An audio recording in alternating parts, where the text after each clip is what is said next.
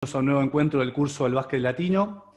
En el día de hoy, el primer disertante es Cristian Lambrecht, argentino, preparador físico de Venezuela en el Mundial 2019, con pasos por Bahía Básquet, Huaros de Lara y selecciones argentinas de base. El tema que va a tocar hoy Cristian es la preparación física a medida de los requerimientos técnicos del modelo de juego y detección de talentos. Cristian, bienvenido nuevamente. Te doy la palabra para que empieces con tu clase. Bueno, muy buenas noches a todos los presentes. Un saludo, como dije, la primera clase. Algunas caras conocidas y además gente de toda América. Es una alegría grande poder tener interesada en diferentes puntos del continente.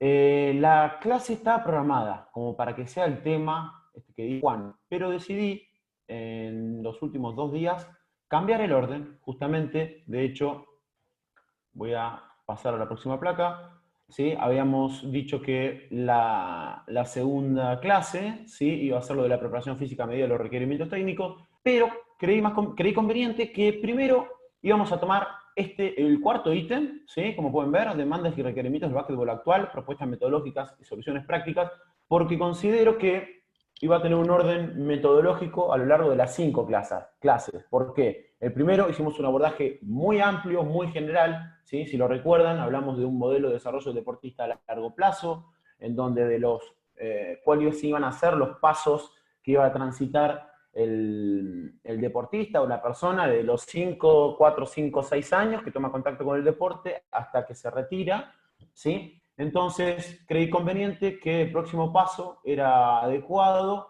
describir desde el punto de vista de la preparación física nuestro deporte, ¿sí? ¿Cuáles son las características del básquetbol actual? Como pueden ver, estos van a ser los 3 grandes temas que vamos a trabajar, ¿sí? Las demandas y los requerimientos del básquetbol actual, las características de nuestros atletas, por otro lado, las funciones del preparador físico del básquetbol, y a lo último quiero mostrarles algunas propuestas metodológicas y algunas soluciones prácticas que tengan que ver con la resistencia y la fuerza, por considerarlas las cualidades físicas que más pueden llegar a interesar, ¿sí? Que no quiere decir que sean las únicas, sino que simplemente, vuelvo a repetir, donde mayor dudas se generan, mayores preguntas hay.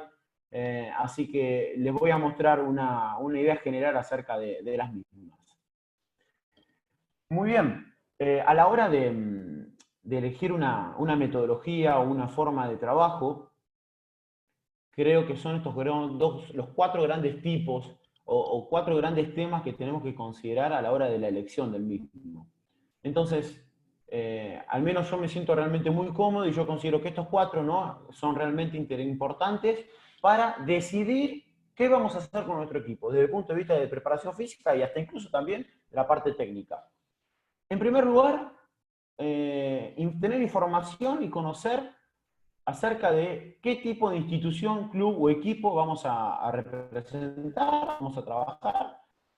Y además yo a esto le agregaría en qué ciudad estamos trabajando, hasta incluso, ¿por qué no?, en qué país. Todo lo que tenga que ver con lo cultural y que contextualiza al equipo va a sumar todo este tipo de información para la hora de la toma de decisiones. En segundo lugar, y a la derecha, como pueden ver, ese calendario tiene que ver con justamente el calendario anual sobre cuántas competencias, cuántos torneos vamos a afrontar, con qué frecuencia se juegan estos partidos, si va a ser un torneo de 50 días o 60, como puede ser el de México ahora, que va a iniciar, o el de Venezuela, que está por arrancar dentro de un mes, o puede durar 10 meses, como el de la Liga Argentina, o puede durar 7 u 8, como el de la Liga de Brasil. Entonces, todo esto va a condicionar también nuestro trabajo. Si vamos a enfrentar solamente una sola liga, que es la liga de nuestro país, o si también vamos a enfrentar una liga sudamericana o una liga de las Américas. Entonces, todo este calendario, todo el fixture, va también a condicionar nuestro trabajo. En tercer lugar, como pueden ahí ver la imagen de Facu Campazo, que representa cómo son nuestros jugadores, cómo está constituido nuestro equipo. Es lo mismo tener un equipo de promedio de 32, 35 años de edad que tener un equipo promedio de 20, 23, claramente no. Entonces, las características de nuestros jugadores van a condicionar también nuestra metodología. Y en cuarto lugar, ¿a qué jugaremos? Y esto tiene pura y exclusivamente que ver con la idea de juego de ustedes, o de la mayoría de ustedes, que son los entrenadores o asistentes. Es lo mismo que el entrenador juegue con 6 jugadores que pretenda jugar con 11 o 12, es lo mismo que juegue muchas posiciones a que juega con poca. Entonces, todo estos temas, de hecho, la próxima clase vamos a profundizar en este tema, ¿no? De cómo desde la preparación física podemos aliarnos a la idea planteada por el entrenador y el asistente. Entonces, como dije, estos 4 factores, estas 4 piezas van a condicionar nuestra metodología a implementar. Esto no quiere decir que ustedes tengan un estilo de juego que van a respetar, o un estilo de trabajo, una forma, una metodología, pero yo estoy convencido que nosotros, preparadores físicos, ustedes, entrenadores o asistentes, estos 4 factores van a condicionar nuestro quehacer y nuestro trabajo diario, y vamos a tener que adaptarnos a todo ello. Vamos a empezar a describir nuestro deporte. Esto tiene que ver desde el punto de vista físico pura y exclusivamente. Como pueden ver, a grandes rasgos, desde el punto de vista de la demanda energética, es una combinación aeróbico-anaeróbica. No es ni aeróbica 100% ni anaeróbica, ¿sí? Es un deporte mixto, combinado, ¿sí? Intermitente e imprevisible. Nosotros, a diferencia del maratón, a diferencia de una carrera de 100 metros, o de natación, o de tantos otros deportes más, es un deporte en donde no sabemos con lo que nos vamos a encontrar, cómo va a actuar el contrincante o el oponente, cómo va a actuar el compañero, es totalmente imprevisible. La cantidad y frecuencia de esfuerzos, no quiero profundizar en tecnicismos ni mucho más, pero fíjense la cantidad de esfuerzos y cada cuánto van cambiando estos esfuerzos. Fíjense que cada 2, 3 o 5 segundos van cambiando, no se repite siempre el mismo patrón. Por eso es muy importante que nosotros, cuando lo llevemos a la metodología y a la practicidad, no trabajar, por ejemplo, 15 minutos de carrera continua. O no trabajar siempre un mismo patrón de movimiento, sea un ejercicio de fuerza, de velocidad o lo que sea. Fíjense lo de la densidad de esfuerzos. ¿Qué quiere decir la densidad? De cuánto duran los tiempos de acción y cuánto duran los tiempos de pausa. Fíjense, ¿sí? Acá a la derecha, yo les cité la bibliografía de Lucas Viller, el preparador físico que era del Baskonia hasta hace 4 o 3 meses atrás, en donde fíjense que el 25% del tiempo de un partido FIBA, ¿sí? Los esfuerzos duran entre 10 y 20 segundos. ¿Sí? Esto es algo muy importante. De hecho, bueno, Renzo, hablando antes del inicio de la clase, me pregunta qué tan útiles son los trabajos Tabata. Los trabajos Tabata son trabajos intermitentes, ¿sí? De 20 segundos de trabajo por 10 de pausa, o de 30 por 10. Entonces, Renzo o cualquiera otro que tenga esta consulta, estamos dentro de los tiempos que se utilizan en el básquetbol.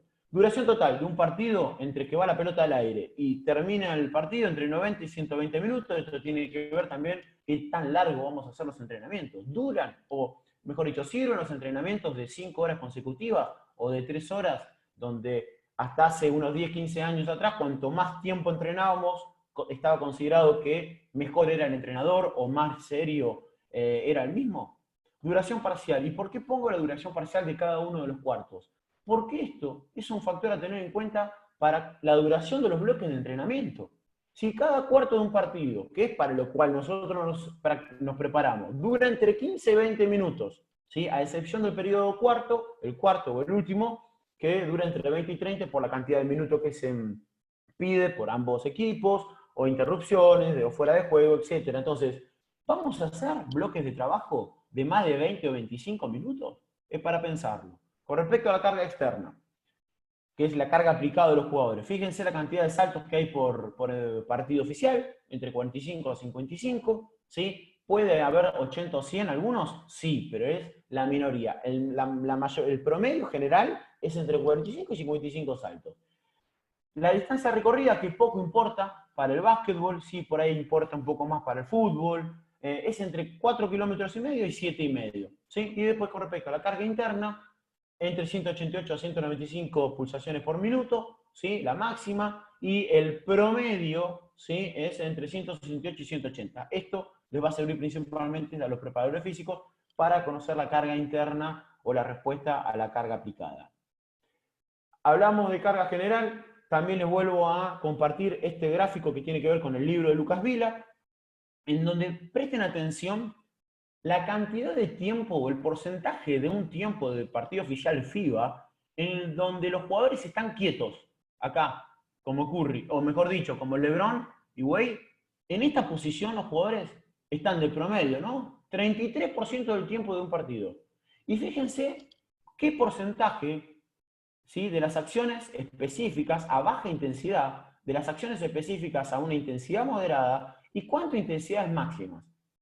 Por estas razones, ¿sí?, de las intensidades bajas a un 28% y que están parados un 33%, es un deporte aeróbico. Pero por estos esfuerzos moderados y por estos esfuerzos de alta intensidad, es un deporte anaeróbico. Por eso es un deporte combinado o mixto entre aeróbico y anaeróbico. No quiero aburrirlos con esto. Esto es, bueno, es un dato de mi tesis de la licenciatura en alto rendimiento que hice con control de carga de GPS, por medio de la utilización de tecnología Catapult, en donde pongo los promedios por cada puesto de los jugadores, ¿sí? Cuánto es la carga, cuánto es la intensidad, cuántos son los metros recorridos, los esfuerzos explosivos, y sin lugar a duda no es lo mismo un puesto que otro, y ahora lo vamos a ver con un poquito más de profundidad, y eso va también a tener que ver en qué metodología utilizamos y qué tipo de esfuerzo planteamos en los entrenamientos. Fíjense esta distinción que hace el autor acerca de los guardias, los forwards o aleros y los centros, ¿sí? No quiero profundizar en esto, pero sí mostrarles la diferencia que hay entre un puesto y otro. ¿Y a qué llega a la conclusión el autor? Que los jugadores, los perimetrales, ¿sí?, es en donde mayor predominan los movimientos y los desplazamientos que tengan que ver con la agilidad y con las desaceleraciones rápidas y los cambios de dirección. Y fíjense que los centros, los pivots, o como le quieran llamar, tienen que ver con la mayor cantidad de aceleraciones y de saltos, ¿sí? Fíjense acá cómo los internos, ¿sí?, tienen muchísima mayor cantidad de aceleraciones que los perimetrales. ¿Por qué? Y porque parten de sectores debajo de un aro y generalmente terminan debajo del aro opuesto. Ustedes deben estar pensando, sí, pero ahora en la actualidad los internos también juegan de frente al aro, juegan alejado del aro, pero aún así siguen predominando la cantidad de aceleraciones en los internos y los cambios de direcciones y desaceleraciones en los perimetrales. Muy bien, ya describimos al deporte, ¿sí?, por puestos y en forma general. Ahora, desde el punto de vista físico, nosotros pretendemos estos 4 grandes puntos, ¿sí? Primero, ¿para qué trabaja el preparador físico? Según Xavi Schilling, que es el preparador físico de San Antonio Spurs, el Sport Science, dice que hay que correr más rápido que los oponentes, tener fuerza y balance para soportar los contactos y golpes que presenta el juego, saltar más alto y rápido que los adversarios. Y fíjense este punto también, ser capaces de hacer los 3 puntos anteriores mejor que los adversarios durante el juego y con menos fatiga. Esto tiene que ver con la resistencia. Pero no es lo único. Porque, a diferencia de un maratonista, a diferencia de un pesista, a diferencia de un nadador y todos los deportes que sean de tiempo y marca y no tengan que ver con la imprevisibilidad del básquetbol, hay un balón, hay un móvil que está en juego, que es lo fundamental. No solamente eso, sino que también hay 2 canastos que van a condicionar nuestro juego. De hecho, va a ganar el equipo que más convierta y que menos le convierta en el lado opuesto. Y además, no solamente hay un balón, hay 2 canastos y hay oponentes y compañeros. Entonces, todo esto va a condicionar nuestro trabajo. Entonces, nosotros no podemos, desde la preparación física, proponer actividades que no estén involucrados ni el balón, ni los aros, ni los compañeros y o oponentes. Y sin lugar a duda, nosotros tenemos que trabajar para el modelo de juego, que es lo que vamos a hablar la clase que viene, y no podemos perder de vista estos factores. Ya describimos al deporte, ¿sí? Ahora lo que tenemos que describir, o lo que yo al menos quiero mostrarles a ustedes, es cómo son los deportistas o los jugadores de básquetbol en la actualidad. Esto es información, fíjense, del 2019, brindada por Luciano Espena, de un preparador físico que trabaja para la Confederación Argentina de Básquetbol, antes de partir para el Mundial de China, ¿sí? Esto fue en agosto del año pasado, un año atrás más o menos. Fíjense el peso promedio de los guardias, la talla, envergadura, la suma de 6 pliegues, que tiene que ver con el tejido adiposo, el índice músculo óseo, y así con cada uno de los puestos, ¿sí? Y por otro lado, yo también quería mostrarles, y voy a profundizar más en la última clase, que voy a hablar sobre la preparación de la Copa del Mundo de la selección de Venezuela. Fíjense la característica, ¿sí?, promedio de este plantel que fue a competir para un mundial en cuanto a centímetros, el promedio de edad que tenía este plantel, el promedio de envergadura de brazos y de peso corporal. Entonces, si nosotros comparamos la selección de Venezuela con la selección argentina, es totalmente distinto. Fíjense principalmente dos cosas.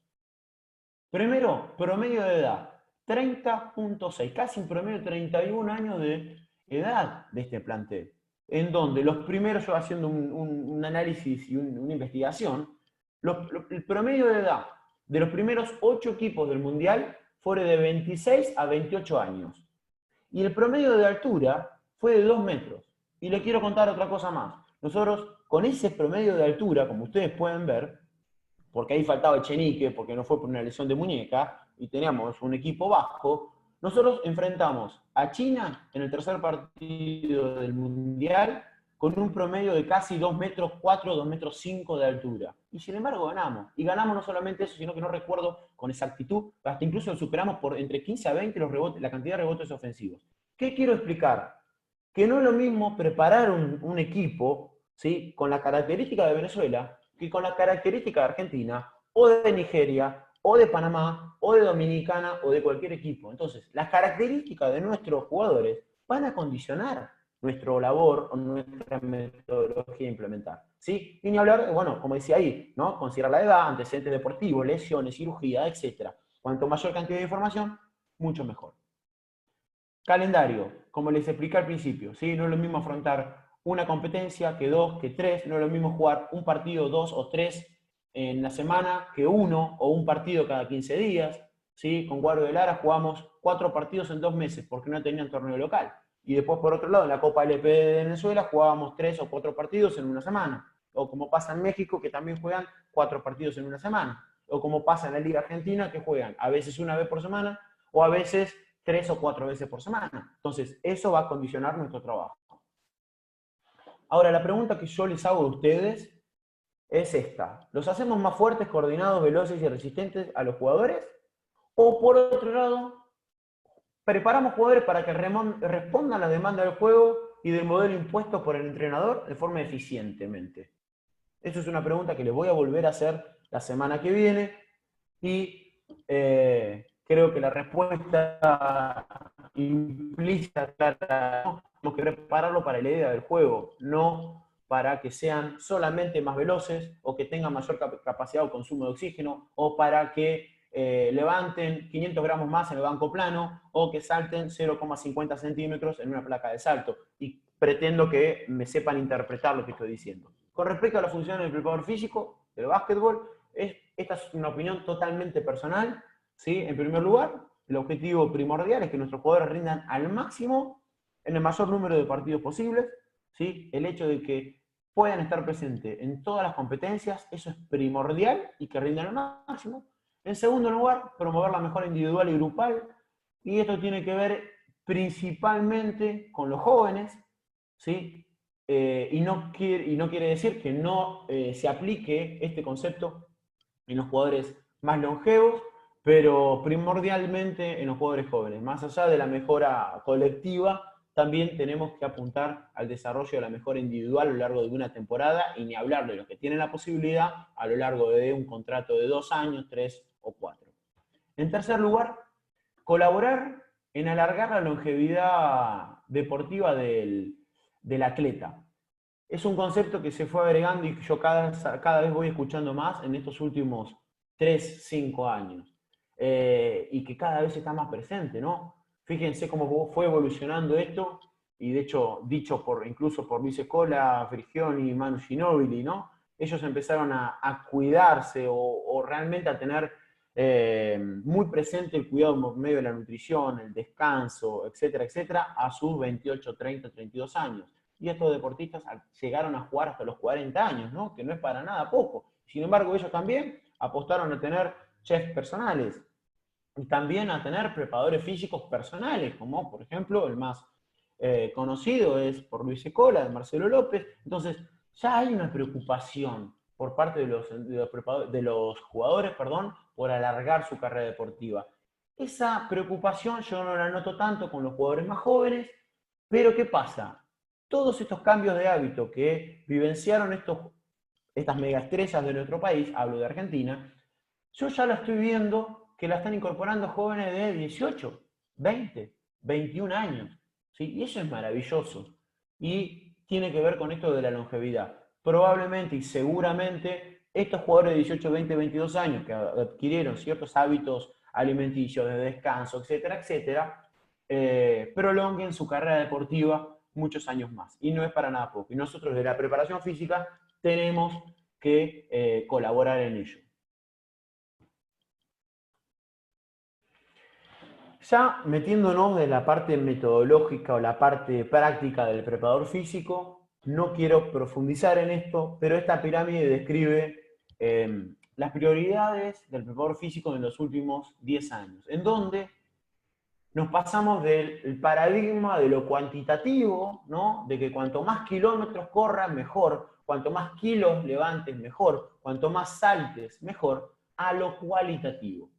Y por eso la base de esta pirámide está representada por la calidad del movimiento, ¿sí? Y sobre esta base, que es la calidad del movimiento, sobre cómo está estructuralmente este jugador, si tiene desbalance, si tiene asimetrías, si tiene problemas de movilidad en alguna articulación, va a condicionar todos los demás estamentos o escalones de la pirámide. En el segundo lugar, ahí sí, si tenemos una persona estable, móvil, simétrica, balanceado, vamos a poder agregar kilómetros, vamos a poder agregar kilos sin poner en riesgo al jugador. Y por último, sí, construir todo lo que tenga que ver con las habilidades propias del deporte sobre los otros dos escalones. Quiere decir que tenemos que destinar un mes y medio a la calidad del movimiento para luego un mes a la cantidad y luego a las habilidades del deporte. No. ¿Sí? Todos los abordajes se hacen en forma simultánea, porque en el alto rendimiento no hay tiempo. El abordaje de las capacidades es simultáneo, pero nosotros de la preparación física no podemos perder de vista los fundamentos y la calidad del deporte. ¿Por qué? Porque si no pasa esto, si nosotros esta pirámide la invertimos y no hacemos énfasis en la calidad del movimiento, ¿sí? En la calidad de la estructura del jugador, los cimientos no son buenos y puede haber derrumbes, dolores y lesiones, que es lo que queremos justamente evitar. Ya dejamos de lado la calidad del movimiento, ya tenemos un jugador balanceado, simétrico. ¿Para qué hacemos trabajos de fuerza? Desde la preparación física, ¿por qué es importante trabajar la fuerza?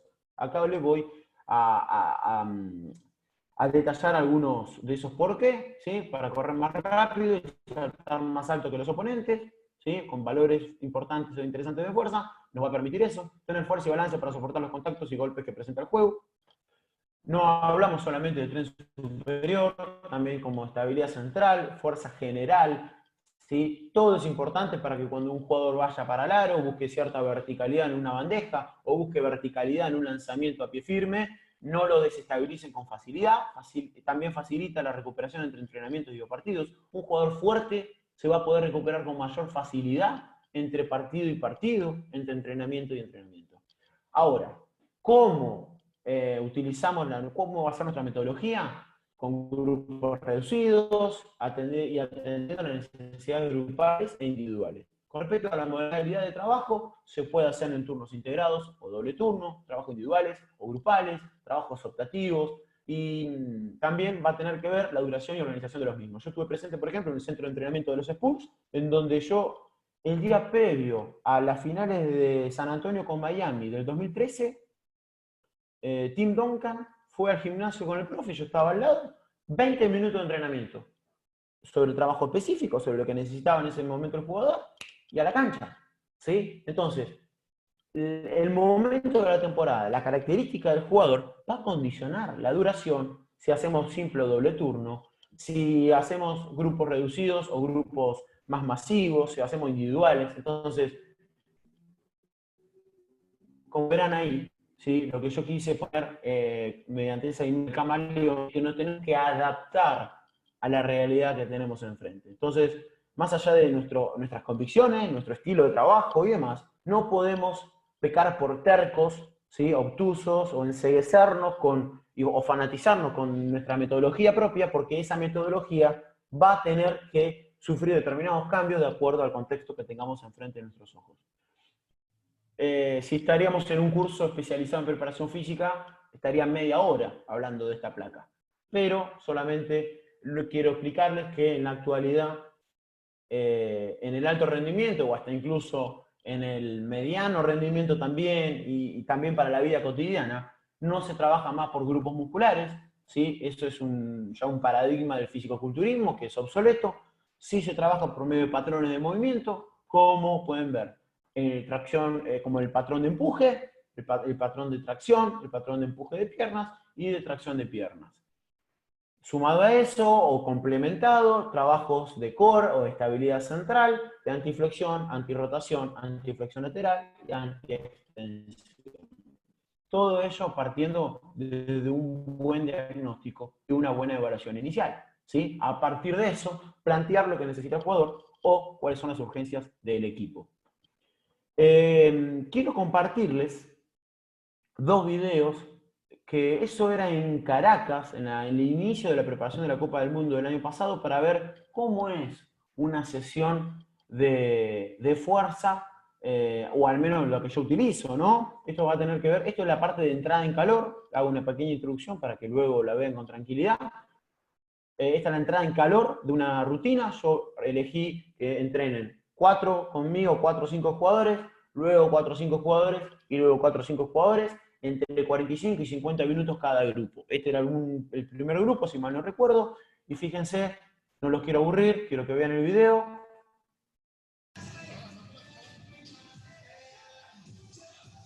Trabajo de una estocada de arranque, más rotación, estabilidad unipodal y movilidad de cadera. Un trabajo de movilidad, está haciendo Heiler Guillén, trabajo de estabilidad central y un trabajo de movilidad de tobillo, está haciendo ahí Gregory Vargas. Son estaciones, algo de masaje miofascial, está haciendo acá David Cubillán. Estaciones, ¿sí? De 1 minuto y medio cada uno, y hacemos 2 o 3 vueltas. Luego, una vez que terminaba, este grupo se iba a aquel sector, el que pueden estar viendo ya a lo lejos, y continuaban con la rutina. Acá también se pueden agregar ejercicios de acuerdo a los puntos débiles detectados, ¿sí? Algunos orientados más a la movilidad, otros orientados más a la estabilidad, de acuerdo a la necesidad de cada jugador.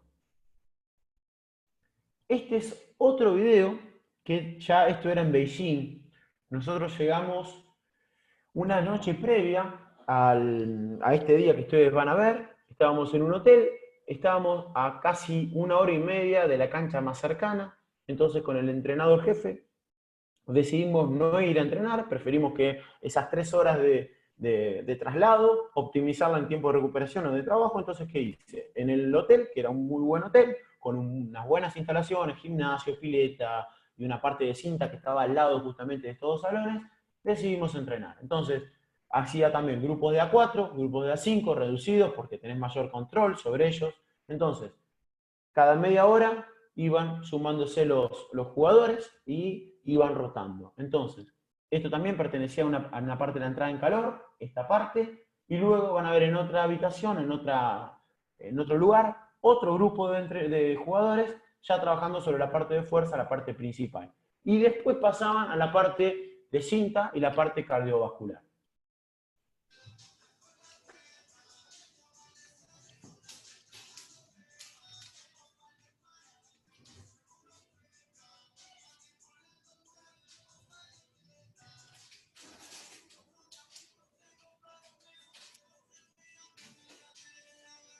Usaba mis materiales, más algunos del gimnasio. Yo pegaba las rutinas, escribía a mano, me resulta realmente muy cómodo, ¿sí?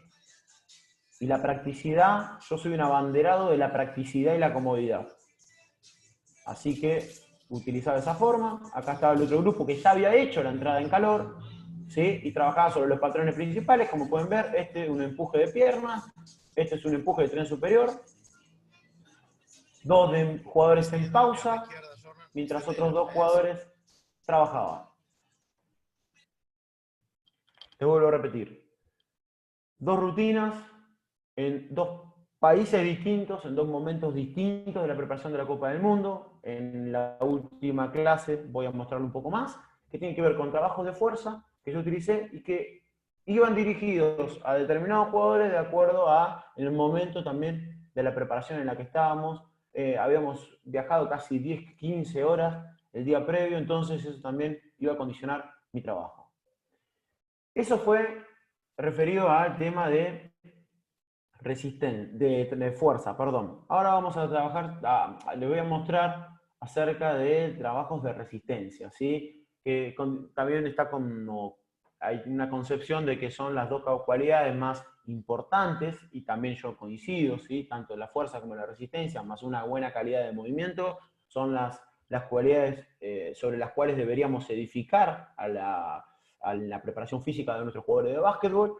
Y profundizando en esta última cualidad, los objetivos mediante el trabajo de resistencia va a ser, por un lado, cubrir las demandas del partido y del modelo de juego impuesto por el entrenador, es decir, de que a lo largo de esos 40 minutos de juego neto, ¿sí?, puedan cubrir esas demandas, que puedan llegar bien al último minuto de partido, que cuando vayan a lanzar en el minuto 38-39 haya la menor cantidad de fatiga posible, que si hay suplementario tengan la capacidad para recuperarse y puedan cubrir esas demandas, y por otro lado retrasar la aparición de fatiga. Básicamente esos dos son los grandes objetivos que nos planteamos por medio de los trabajos de resistencia. Ahora, les vuelvo a hacer esta pregunta y la clase que viene también se lo voy a repetir. Nos proponemos hacer los jugadores más fuertes, coordinados, veloces y resistentes solamente, y por eso pongo de forma irónica la imagen de ese maratonista. Porque nosotros, más allá de que queremos que se cubran las demandas del partido, ¿sí?, y también retrasar la aparición de fatiga de nuestros jugadores, no podemos entrenarlo a jugadores de básquetbol como si fueran maratonistas.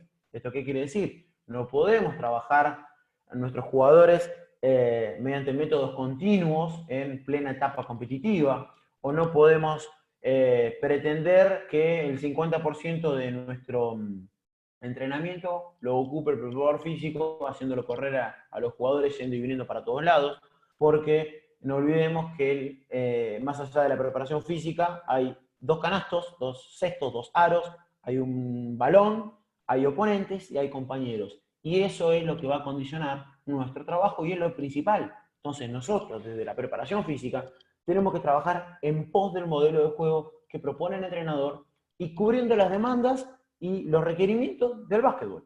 Entonces, por eso fue una de las primeras cosas que les comenté, es describir al deporte. ¿Cómo se juega en la actualidad? ¿Se juega de forma estática? ¿Se juega de forma dinámica? ¿Cuánto tiempo de posesión tenemos? ¿Cuántas veces por semana jugamos? Entonces, toda esta información va a condicionar nuestro trabajo, y vuelvo a repetir, porque es uno de los errores que cometimos muchos de los preparadores físicos, es encapricharnos con nuestra forma de trabajo, utilizando también modelos que son, por un lado, obsoletos y por otro lado son inespecíficos. Volviendo al tema que es la resistencia, ¿sí?, tenemos que trabajar en pos de retrasar la fatiga de, por ejemplo, el Pato Garino, ¿sí? No de que corra 10, 12 o 15, 21 kilómetros como el de la imagen de la izquierda.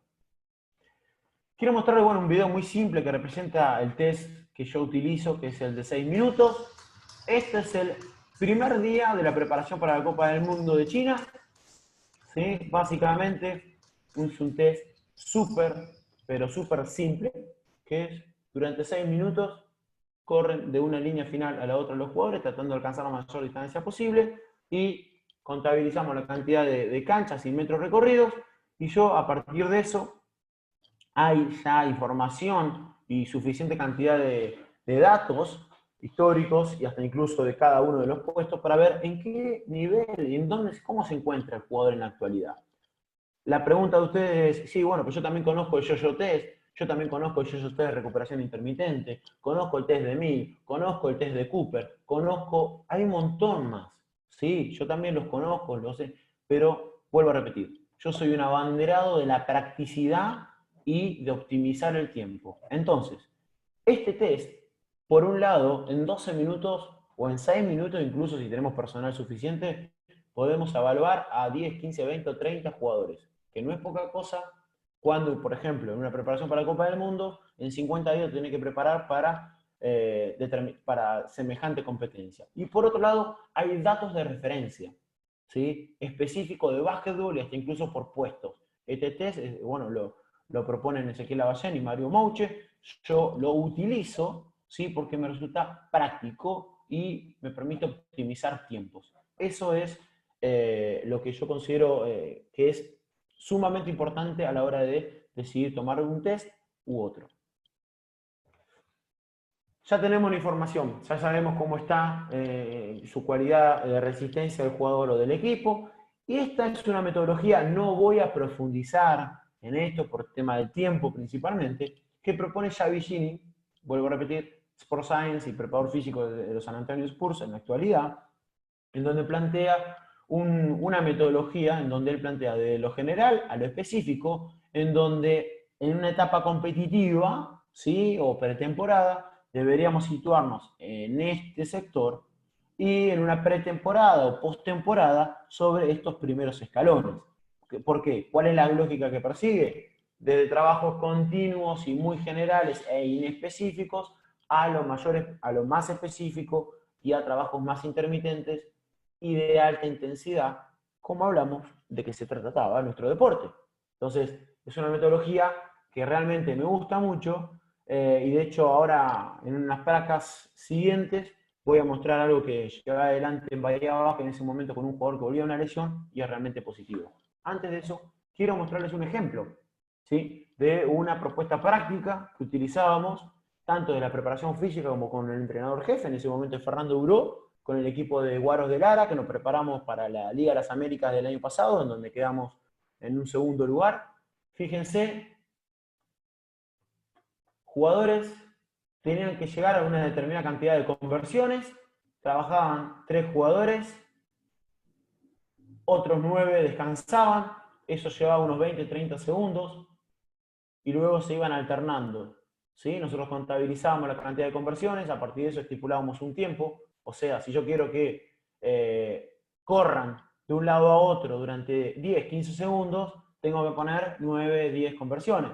Si yo quiero que corran de un lado a otro durante 30 segundos, aumentamos la cantidad de conversiones. Eso es lógica y la habilidad del entrenador y el preparador físico. Pero lo importante, la comunión entre el preparador físico y el cuerpo técnico o la parte de asistente y el entrenador es muy importante.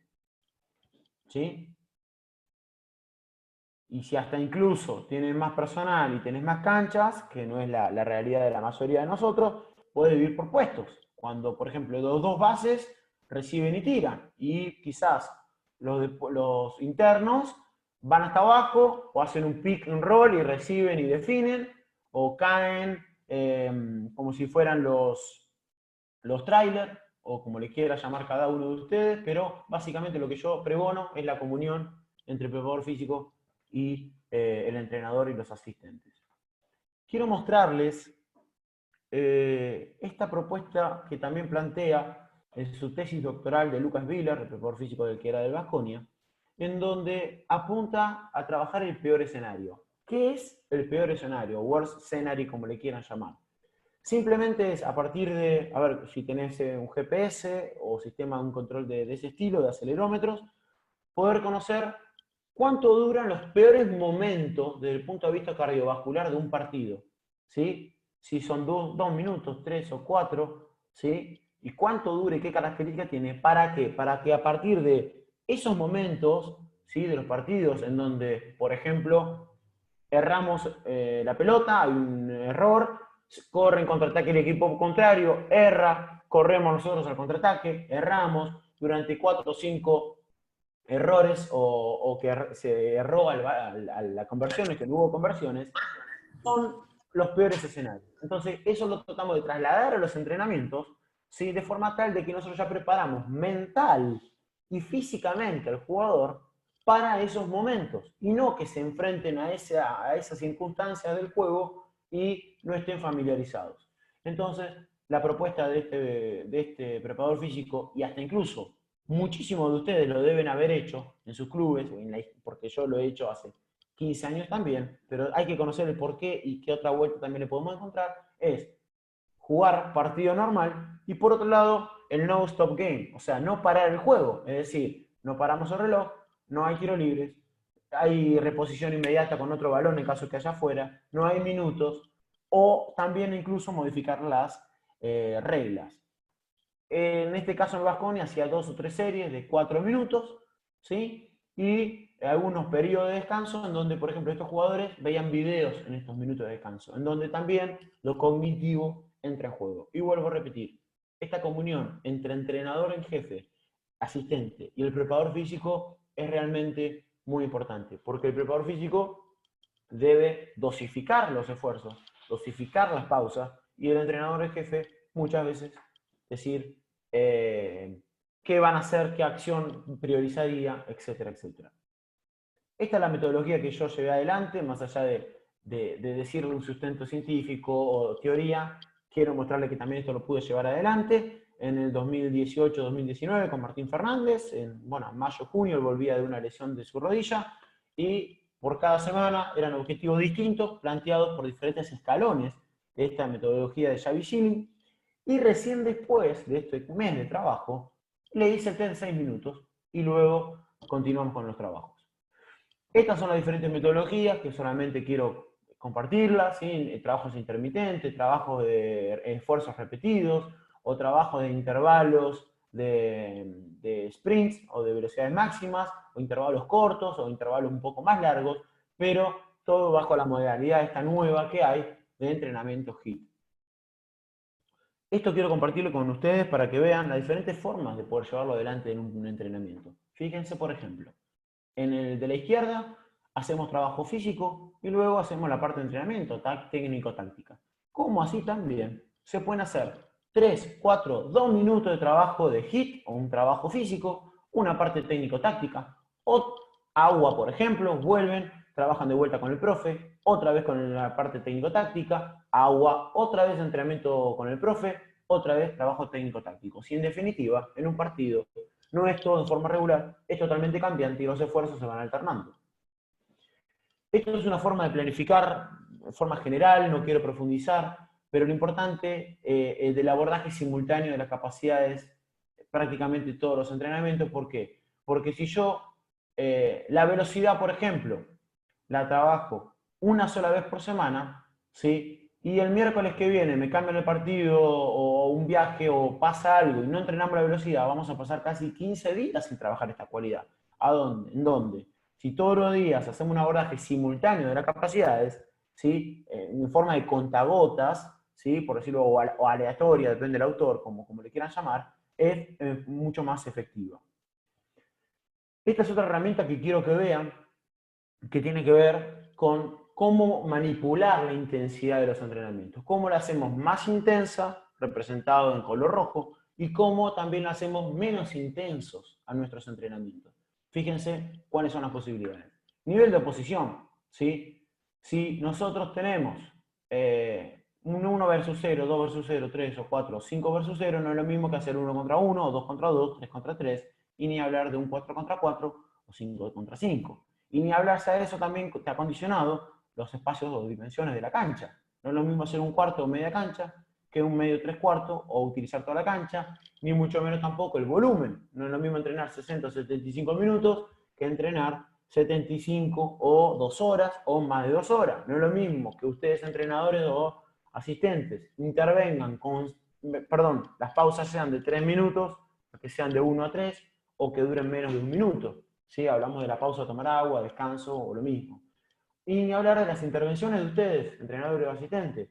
Aquellos días en donde deberíamos la carga a menguar o que tenga que ser más baja, las intervenciones o interrupciones de los entrenadores tienen que ser más altas. Ahora, los días donde la carga tiene que ser más elevada, las interrupciones tienen que ser más cortas.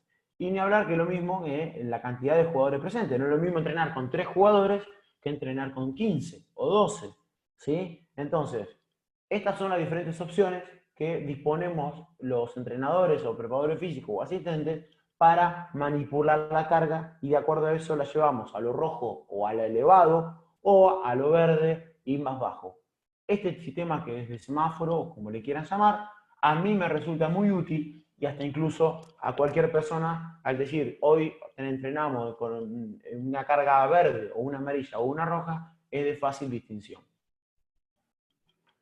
A la hora del control de las cargas, no quería profundizar en este tema, pero bueno, quería situar a este representante griego, ¿no? Que muchos de nosotros lo podemos conocer, y fíjense la importancia del aumento progresivo de la carga, ¿sí? Tanto que iba aumentando el peso y el tamaño del ternero, iba aumentando el volumen y la fuerza de esta persona. Y fíjense, otra vez vuelvo a poner que la importancia de la comunión entre entrenador jefe y el preparador físico es muy importante, ¿sí? Y por otro lado, tener bien claro los objetivos y contar con información, ¿sí? Acá podemos hablar de información vertida por video, información por GPS, información registrada por la vista propia y anotaciones, o esto de, por ejemplo, preguntar a los jugadores qué tan difícil o qué tan dura fue el entrenamiento de hoy. Con toda esta información poder tomar decisiones y diagramar una determinada metodología. Con respecto a los diferentes tipos de semana, cómo organizamos la semana, está compuesta por estos 4 grandes títulos, por decirlo de una manera, ¿no? Por un lado tenemos la parte de la competencia, ¿sí? El partido, básicamente, que le sigue una fase de recuperación, ¿sí? Descanso, baja carga o compensación para aquellos que no jugaron. Tiene que ver con el día +1 o +2 de competencia. Luego a esa fase de recuperación le sigue una fase de carga, ¿sí? Cargas medias y altas, que pueden ser el día +3 y -3. Lo que quiero que tengan en consideración es que un partido de alta intensidad o un partido, básicamente, demora hasta 72 horas de recuperación para volver a tener una carga de igual magnitud que la de la competencia. Como para que ustedes tengan noción de que muchas veces juegan el sábado, el domingo descanso y el lunes paliza, no están del todo recuperados. Va a estar recuperado el que jugó 10 minutos, 5, pero el que jugó 30, 35, no lo va a estar. Ya en días -2 o -1 de partido está esta fase que se le llama tapering, ¿sí? Cargas medias y bajas para llegar de la mejor forma a la competencia. Ahora, eso que yo acabo de decirle, trasladado a una semana tradicional estándar o semana tipo, en donde el sábado se juega, el domingo se descansa, ¿sí? El lunes y martes se debería apuntar a una recuperación 72 horas posterior al partido, días de carga, tanto física, condicional, trabajos grupales o de técnica individual, jueves y viernes ya descargar o hacer este tapering para que lleguen al día del partido de la mejor forma posible. Y el día de descanso, sin lugar a duda, también cobra realmente mucha importancia. Yo acá le estoy planteando una semana tipo, ¿sí? ¿Cuántas veces se plantea esto? Pocas, ¿sí? Realmente pocas, en donde, no sé, por ejemplo, en el torneo local de Bahía Blanca se jugaba hasta el 2019 los jueves y podíamos diagramar una semana de este estilo. Ahora, en semanas como por ejemplo la que le dije, en México, en Venezuela, en Brasil, por momento en la Liga Argentina, España, incluso algunos que juegan la Euroliga y que juegan el torneo local de España, Liga Endesa, es realmente difícil. Pero lo que yo quería que ustedes vieran es cómo estructurar o cuáles son las diferentes partes de una semana a la hora de el control y la ondulación de las cargas. Desde ya, muchísimas gracias. Vuelvo a repetir esta imagen que tiene que ver con la gente, preparadores físicos, asistentes y entrenadores argentinos que formamos parte del Mundial de China pasado. En nombre de todos ellos, quería compartir con todos ustedes esa imagen. Y por otro lado, mis diferentes vías de comunicación o de contacto, como son mis redes sociales, Twitter, Facebook y correo para el que me quiera escribir. También estoy en Instagram, no la agregué, pero con gusto responderé sus consultas o sugerencias acerca de lo que simplemente les mostré, que es lo que hago y es mi concepción del entrenamiento. Bueno, Cristian, excelente nuevamente. Te agradecemos por la disertación que diste y vamos a habilitar a los participantes a que te hagan consultas, ¿sí? Pueden levantar la mano con la función levantar la mano que tiene la pantalla a la derecha y le van preguntando a Cristian las consultas que tengan para hacer.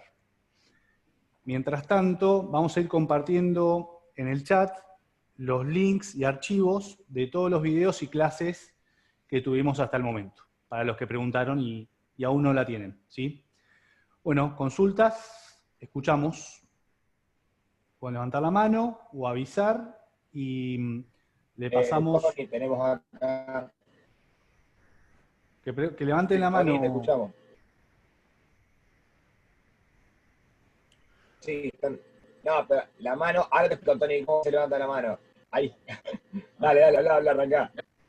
No, ahora te digo cómo es. Con la Cristian, saludos. Bueno, en el calendario que presentaste, domingo descansa y lunes y martes, ponen la carga miércoles. Jueves, pues, más suave y viene el churarrán porque vuelve otra vez a juego. En ese calendario se puede hacer el ajuste que el martes y miércoles sea carga, aunque el martes no sea una carga tan fuerte como la del miércoles. O sea, para que los jugadores no tienden a relajarse muchas veces, y dependiendo, claro está, en qué momento de la temporada nos encontremos. Porque puede ser que al final de temporada, claro, hay que bajar la carga por tanta carga, tantos juegos, tantos viajes, y ya el millaje en el cuerpo ya no lo resiste. Pero lo que no quiero es que se relajen tanto, y entonces pues ahí es que paguemos el precio entonces en el desafío. A ver, esto de los riesgos también está la gracia, ¿no? Y la habilidad y el arte del entrenador y del preparador físico, ¿no? Porque también hay algo que no está en los libros y no está en ninguna charla de nada, que es el sexto sentido, el instinto o la intuición, mejor dicho, del entrenador. Porque, bueno, muchas veces he discutido, ¿no?, con los entrenadores de no quiero que se perjudique el juego, me han dicho los entrenadores, o no quiero que el juego pierda calidad. Y eso es realmente importante, pero la línea es muy delgada, ¿sí? Porque por un lado, los jugadores, considerando una vez por semana un partido, una competencia, no pueden encontrarse recién con esas intensidades y con esas características del juego solamente en el partido. ¿Me explico? O sea, no podemos entrenar 5 días light para que estén frescos para el partido.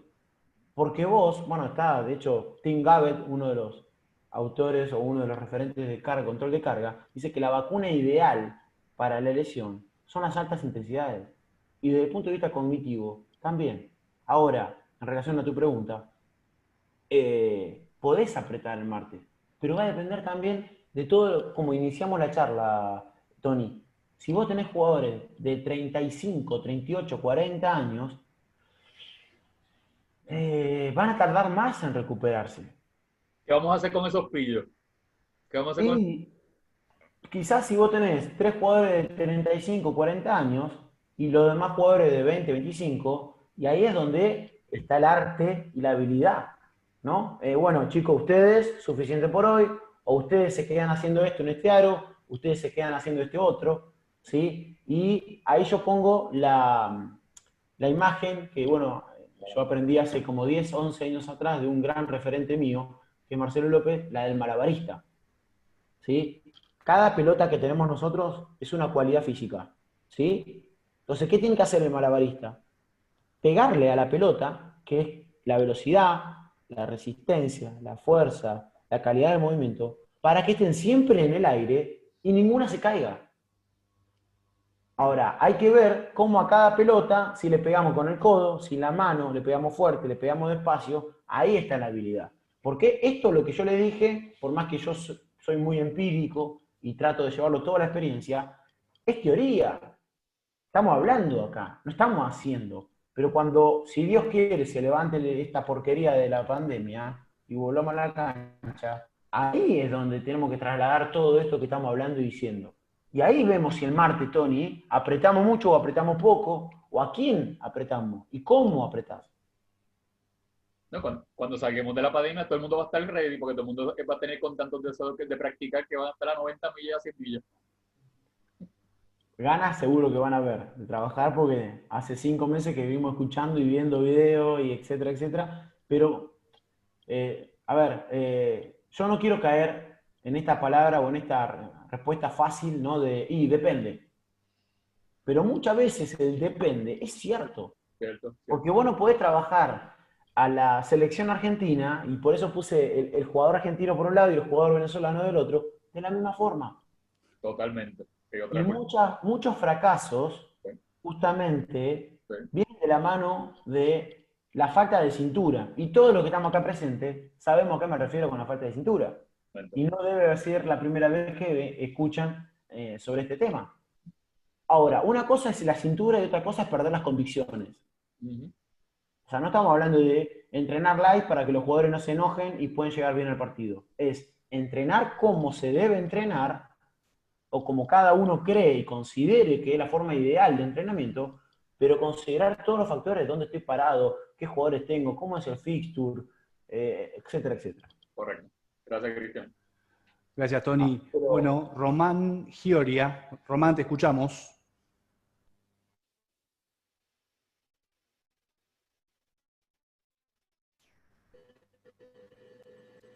Román, ¿estás? Bueno, mientras Román... Yo no lo estoy viendo, a ver. Sí, tiene el micrófono habilitado, ¿eh? Sí, sí. Bueno, seguimos con Mauricio Triviño y después vamos con Román. Mauricio, te escuchamos. Y después vamos con Román Gioria. Hola, Cristian. La consulta es la siguiente. ¿Qué recomiendas para ligas como, por ejemplo, la chilena, donde juegan sábado y domingo? Ahí sí que, primero tienes que darle un día libre, que debería ser el lunes. ¿Y cómo manejas eso? Porque el esfuerzo es el doble. Hay que ver qué tan largo es tu plantel. Eso puede influir.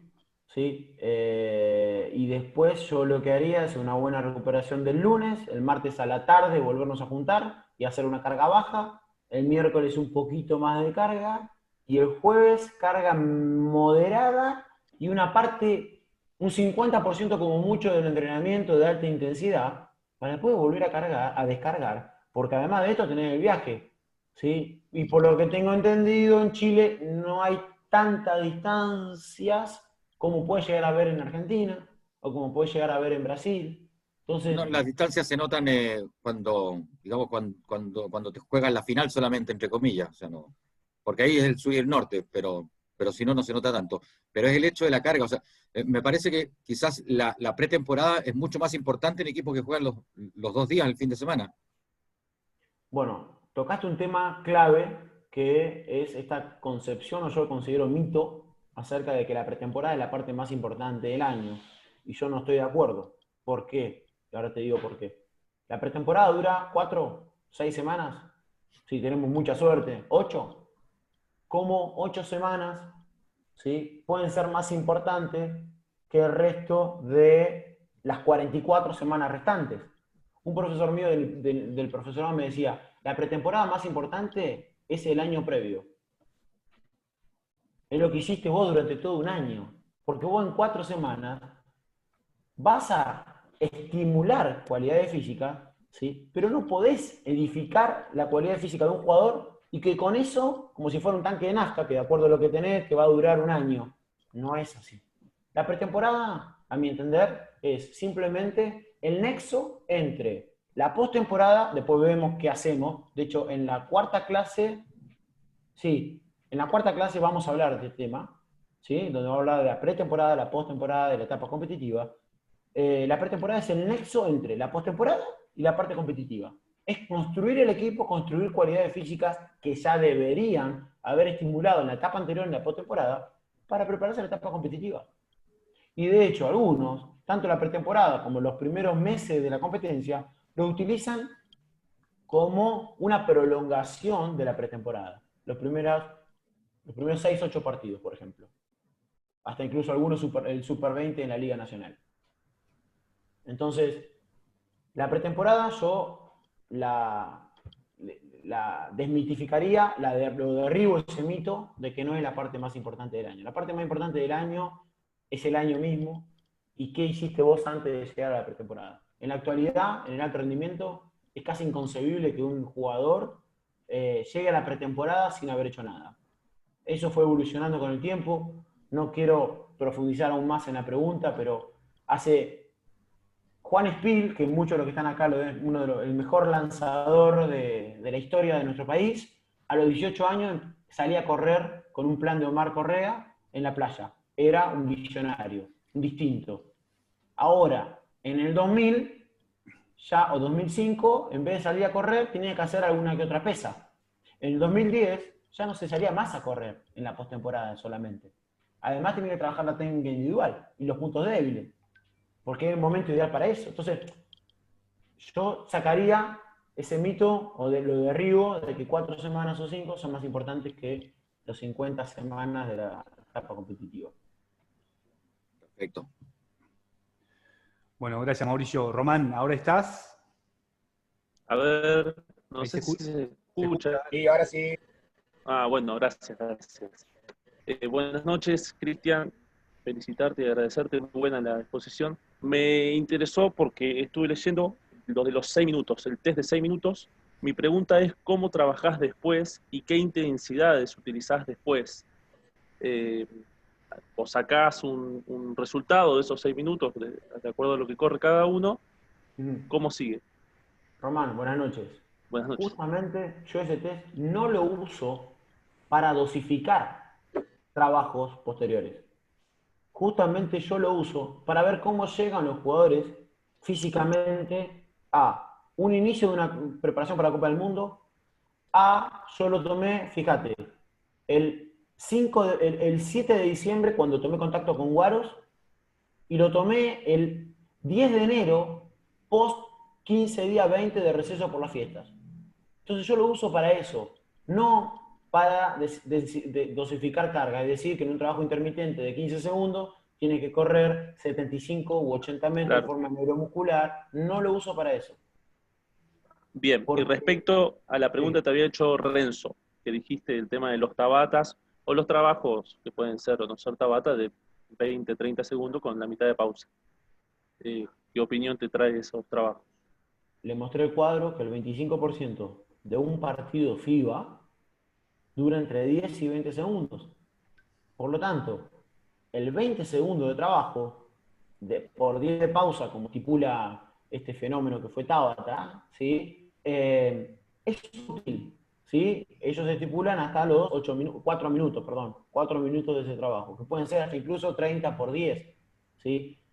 Claro. Está bien que lo hagamos. Ahora, en el básquet solamente podemos utilizar los 20 segundos. ¿Por qué no también un sit de 4 segundos a altísima intensidad y 45 segundos de pausa? Porque en el básquetbol también están presentes ese tipo de esfuerzos. ¿Por qué no también algún trabajo de 30 segundos o 40 y combinar? Hay que jugar con intensidades y no encasillarnos y estructurarnos en una sola. ¿Por qué? Porque si fueran maratonistas, si fueran corredores de 1500, corredores de 2000, lo pensaría 2 veces. Y no soy especialista ni mucho menos de esos tipos de deportistas, pero en el básquetbol, en un deporte en donde, como le mostré el cuadro, se combinan los esfuerzos, se combinan las pausas, se combinan los desplazamientos, nosotros tenemos que jugar con todo eso. Renzo, antes de la clase, me pregunta, ¿y está bien, Russo, que haga? Está bien, ahora no tiene que ser lo único. ¿Sí? 20 segundos dejo el balón para adelante y para atrás, dejo el balón, 10 de pausa. 20 segundos de carrera de mitad de cancha y vuelvo, 10 de pausa. 20 segundos de toco el tablero con el balón, 10 de pausa. Y ahí estoy combinando los patrones de movimiento, estoy jugando con las intensidades, estoy jugando pausas, y en definitiva, ¿qué para el partido? Entonces, eso. ¿El Tabata es importante? Sí. ¿Trabajos intervalados intensivos son importantes? Sí. RCT, todos son útiles siempre. ¿Qué momento? ¿Hacia qué vamos a apuntar? ¿Sí? si el entrenador me dice, Russo, hoy voy a hacer 1 contra 1 del eje de la cancha para una línea lateral durante 20-25 minutos de entrenamiento, después voy a hacer 3 contra 3, toda la cancha, hasta llegar a 20 puntos, y después quiero jugar un 5 contra 5, not stop, o sea, sin parar durante, no sé, 3 series. Y bueno, yo no trabajo la parte de resistencia. Yo los preparo, los cuerpos y las cabezas, para lo que va a ser el entrenador. Entonces, es esa comunión, vuelvo a insistir, del entrenador y el preparador físico, la comunicación, que es otro de los gastos de la pandemia, ¿no? ¿Quién de nosotros escuchó una charla de comunicación o que hayan dado importancia a la comunicación?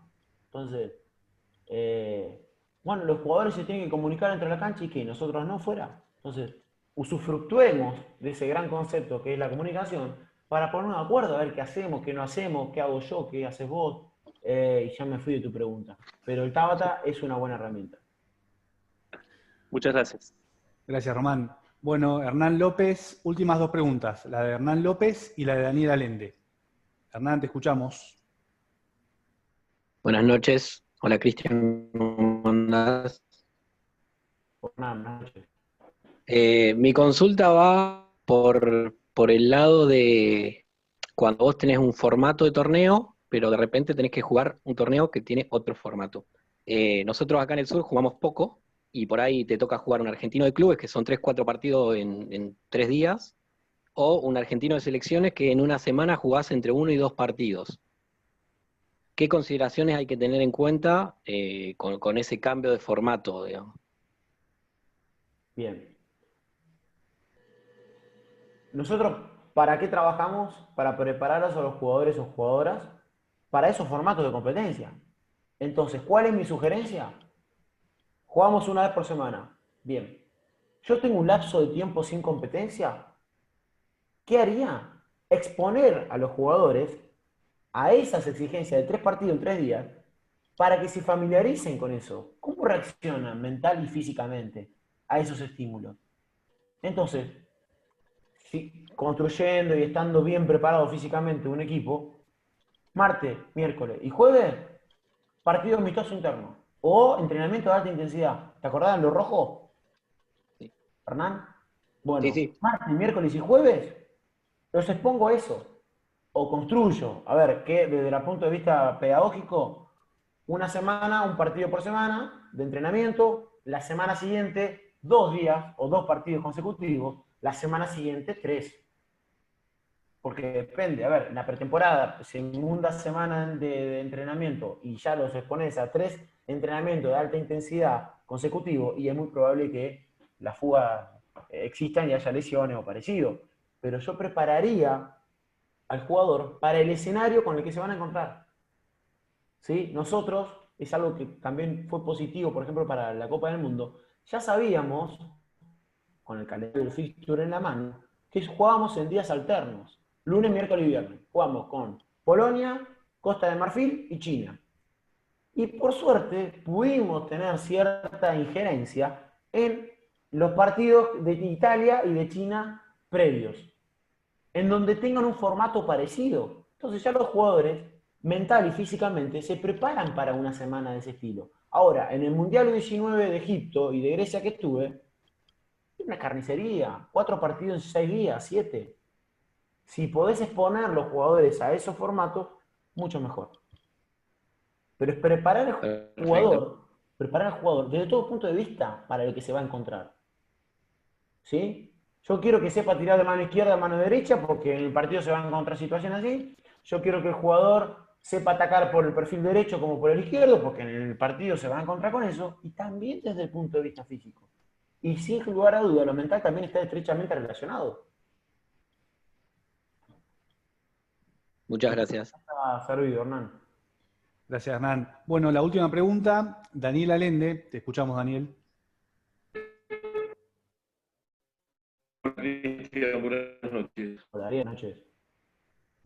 Una de las preguntas que te quiero hacer es si vos a los equipos que juegan una liga, que sabemos que en todos los países son diferentes, por ejemplo, una liga lo habitual que era en Argentina de 8 meses, 9 meses, vos hacías que el equipo se mantuviera casi todo el tiempo en el pic de rendimiento físico, o en algún momento lo dejabas caer un poco para cuando llegaba a la instancia de playoff o la etapa decisiva, volver a hacer un toque más exigente y ponerlo a punto para eso? ¿O todo el año lo hacías de la misma manera? Mira, te respondo con total sinceridad, Daniel. ¿Quién está en condiciones, independientemente del nivel en donde estemos, de poder resignar un partido? Ya sea los que están peleando por el descenso, los que están en mitad de tabla, o los que están peleando en la punta. Yo creo que en el alto rendimiento no hay lugar para especulaciones. ¿Cuántos son los planteles o los jugadores que se pueden dar el lujo de decir, los próximos 2 o 3 partidos vayamos a media intensidad o no busquemos el máximo? Y la verdad es que son pocos los cuerpos técnicos o los jugadores que se pueden dar ese lujo. Por ahí sí resignar, ahí ya hablando más de lo macro, más de lo particular, si un determinado jugador de, no sé, 38, 40 años y tiene alguna molestia física, no lo pongo a jugar un determinado partido, lo guardo para otro partido o juega 10 minutos y nada más, y empezar a utilizar más la logística o lo estratégico. Pero Sí, veo no que nos vos podemos... mantenés, o sea, la exigencia permanente. Y la última cortita, que el otro día se la hice a Leandro Amigo, y es algo que siempre me llamó la atención, es cuando un jugador entra en calor para jugar un partido, y es el 9º, 10º o 11º jugador que entra en el segundo tiempo. ¿Cómo haces vos, y teniendo en cuenta dónde nos ubicamos la mayoría, que son en estadios sin calefacción, en lugares que no tenés la bicicleta como en la NBA para estar manteniéndote en movimiento? ¿Cómo solucionás o cómo pensás que influye eso en el cambio que hace el entrenador cuando llama a un jugador que lleva 10 minutos sentado, 15 seguidos en el banco? Te voy a plantear 3 situaciones, Daniel. La primera es, a ver, que no siempre pasa, porque seamos realistas, le pregunto al entrenador, o me dice el entrenador directamente, mira, es muy probable que arranque, que en este tercer cuarto fue Juan Pérez, y le haces una activación antes de que arranque, ¿sí? Por otro lado, cuando en el entretiempo el entrenador habla de los 5 que van a la cancha, y son 1 o 2 jugadores que no tocaron la cancha o tocaron los primeros 5 minutos del primer cuarto y entran en el tercero, es en la entrada en calor entre tiempos, ¿sí? Ahí hablo con el jugador, che, Juan Pérez, prepárate, fíjate que después de hacer la bandeja, apurá hasta línea mitad de cancha, o hacer alguna activación neural, o alguna metabólica, o lo que te pida el jugador, porque ellos se conocen. Y la otra forma es que yo he utilizado hasta incluso con un disco de 5 o 10 kilos en el banco suplente, ¿sí? De parado, haciendo una activación o algunos movimientos muy específicos con el disco, o una banda elástica con algunos estiramientos, estando en el banco de suplente, simplemente. Sí. Entonces, son 3 posibilidades que yo he hecho y permiten como solucionar este problema de los jugadores que están mucho tiempo quietos, ¿sí? Comunicación con el entrenador, activación en el entretiempo y alguna banda o disco, o si tenés bicicleta. ¿Pero por qué no te digo bicicleta? Porque la bicicleta no es tan barata como un disco o una banda, y además ocupa mucho más lugar que una bicicleta. Mejor dicho, la bicicleta ocupa mucho más lugar que un disco o una banda. Entonces, disco de 5 o 10, ¿sí? O una bandita, al último el banco suplente, algunos movimientos laterales como si fuera el balón, ¿sí? Con el disco o alguna banda con una activación, algunos movimientos generales, y a la cancha. Bien, gracias, Cristian. Bueno, gracias a vos, Cristian, Daniel. gracias Daniel. La última cortita, Patricio Robles de Portomont pregunta, ¿qué recomendaciones haces con respecto a los primeros semanas de trabajo post pandemia.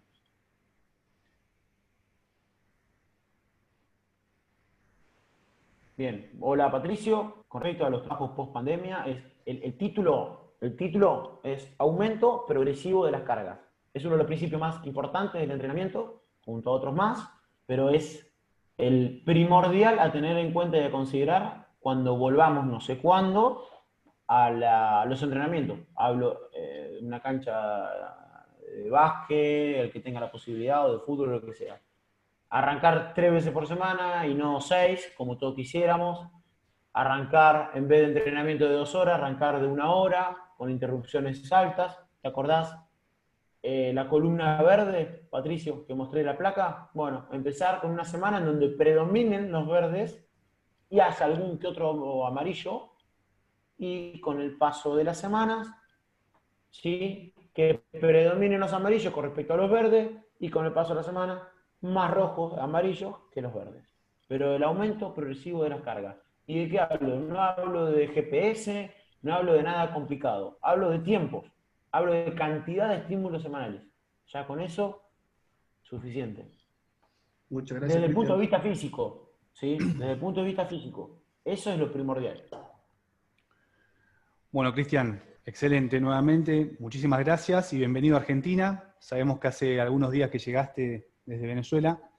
Así que bueno, te damos la bienvenida y un gusto nuevamente contar con vos en este curso. Te invitamos a Muchas seguir, gracias. ahora sigue Mafei. Muchas gracias, Juan, y saludos a todos. Espero que haya servido de al menos de algo. Disparador, una chispa, una idea para ser un poquito mejores de lo que eran hasta hace 1 hora atrás. Saludos Excelente. a todos. Gracias, Cristian. Un gusto escucharlo ahora, Daniel. Muchas gracias. Afectado con el COVID también, así que tuve que estar en cuarentena y 14 días porque podía haber sido que mi señora Nancy podía haberse infectado, pero al final no.